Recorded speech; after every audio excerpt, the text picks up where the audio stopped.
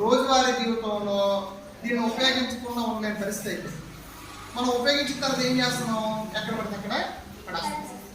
ఇలా పడేయడం వల్ల మన చుట్టూ ఉన్న పరిసరాలన్నీ కూడా ఏమవుతాయి, పూర్తిగా కలుషితం అవుతుంది. ప్లాస్టిక్ అనేది ఎక్కడ పడితే అక్కడే చేరుకోవడం వల్ల భూములకు నీరు ఎక్కడం లేదు.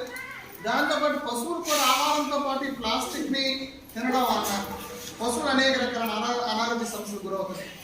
ఈ మధ్యకాలంలో మన పేపర్లో టీవీలో చూపిస్తూ ఉన్నాడు, పశువులు కిలోల కొద్దీ వాటి పొట్టలో ప్లాస్టిక్ అనేది అక్యుమిలేట్ అయిపోతున్నాడు.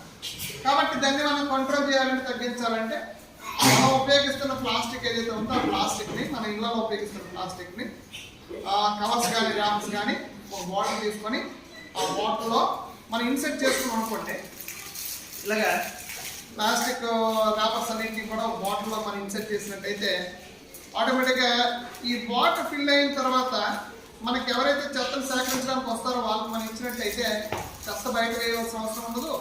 నెక్స్ట్ తన వాడకాన్ని మనం పూర్తిగా నివారించలేం కాబట్టి బయట వేయకుండా పర్యావరణాన్ని కాపాడడానికి కొంతవరకు ఉపయోగపడుతుంది. కాబట్టి ఇది మన పాఠశాలలో ముందు ఈ కార్యక్రమాన్ని మన పాఠశాలలో మనం తరగతి వారీగా మన పాఠశాల ఏర్పాటు చేసుకుందాం. అన్ని క్లాసుల్లో కూడా ఈ విధంగా ఈ పాలిథిన్ కవర్స్ని బాటిల్స్లో ఇన్సర్ట్ చేసి దాన్ని చెత్త సేకరించే వాళ్ళు ఎవరైతే ఉన్నారో వాళ్ళకి అప్పగించే ప్రయత్నం చేద్దాం.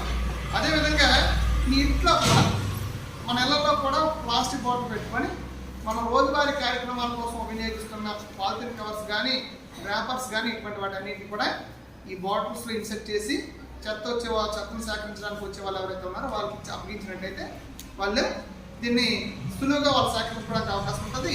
దీనివల్ల మన పర్యావరణాన్ని మనం కాపాడడానికి అవకాశం ఉంది. కాబట్టి ఈ కార్యక్రమం మీద మనకు అవగాహన అనేది కలిగి ఉండవలసిన అవసరం పడుతుంది.